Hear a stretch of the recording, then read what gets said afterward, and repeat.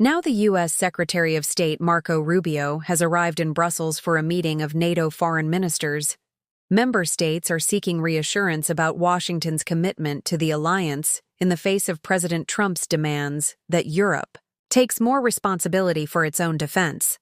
Well, NATO Secretary General Mark Rutte was questioned on whether the U.S. is still a trustworthy ally for the alliance. Absolutely, they are. You've seen what President Trump himself said about Article 5, about UN. His full commitment. We know that they have an expectation. The expectation is for the Europeans and the Canadians to spend more. And that is happening as we talk. I mean, as I said, this is probably the biggest increase in defense spending since the Berlin War came down in 1989. But still, we need to do more. So, this will be on the agenda today.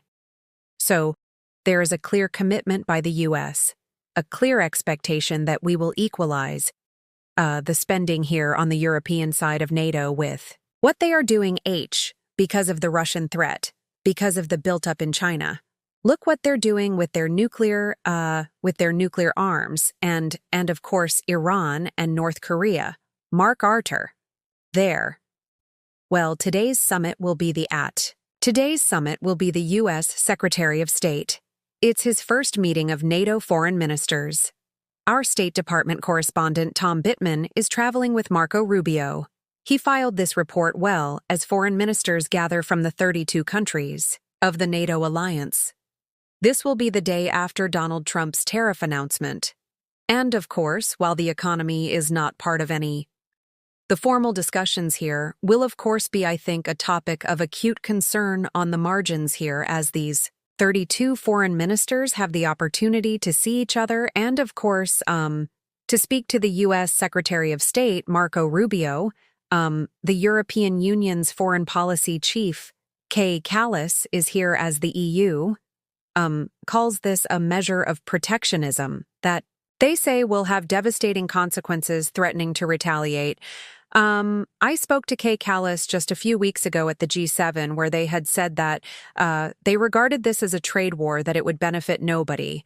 And of course now, within our really of Donald Trump's announcement, all of these countries coming together here. And as I say, this of course will be something that on the fringes of this event is going to be discussed as, for NATO itself, I think a sense of alarm and also a lot of questions from the 31 other member states that they'll have for the Americans today. All of this, of course, in the context of the Americans trying to get Russia and Ukraine to closer to a ceasefire deal, but that raising a lot of questions for the other members of NATO. Concern, of course, about America's commitment to the alliance itself, and I think all of those will be put to Mr. Rubio.